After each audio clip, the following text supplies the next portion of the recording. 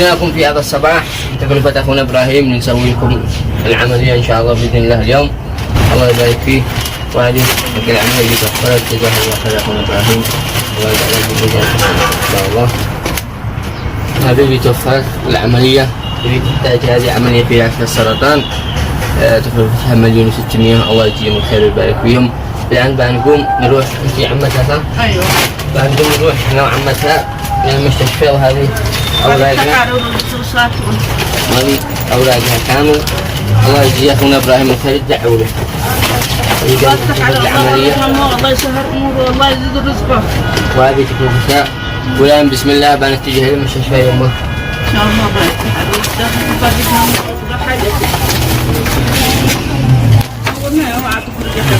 هذه يا أخونا إبراهيم العملية اللي بتسويها هذه المرأة، يعني تكلفتها 1,600,000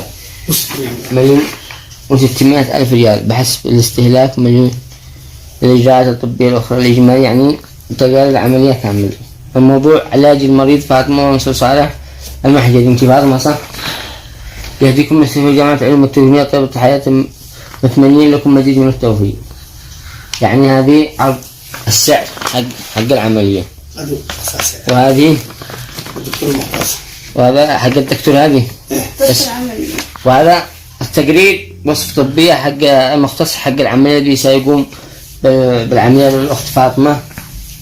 تعاني من ورم في زاوية المخ وتحت ضاغط على جزء الدماغ. يعني وين في راسك هنا؟ ورا راسك من الناحية هذه. هذا الجهاز هذا قبل الجهاز والمعدة. وتحتاج عملية استئصال الورم وستكلف العملية الإجراءات الثانية. إن شاء الله ما يعني بنقوم إن شاء الله غد. يعني أنا برفع اليوم لأخونا إبراهيم التقارير حقك، وغدوة بنشوف لك المستشفى. اليوم جمعة ما بيش دوم صح؟ اليوم ما بيش دوم لأخونا إبراهيم جمعة. وأنا جيت لعندها أوضح لك أكثر مرضها. سنقوم بالعملية حقها. تبقى لها كم؟ 500,000. تبقى لها 500,000. يعني قد ساعدوها الناس. واحد 600,000. إذا استئصال ورم في الدماغ 600. واحد بكم ساعدها؟ 400. واحدة ساعدية ب400,000. وهذا ساعدها ب400,000، يعني 1,000,000.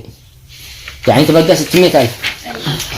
يعني كلفت 1,000,000 وباقي 600. واليوم جمعة يعني ما بها دوام. إذا كنا بناخذها المستشفى نوفر لها بقية العملية ونفعل لها العملية إن شاء الله. إن شاء الله ما قدوة بإذن الله. إذا بها دوام ودوها بها دوام. أيوة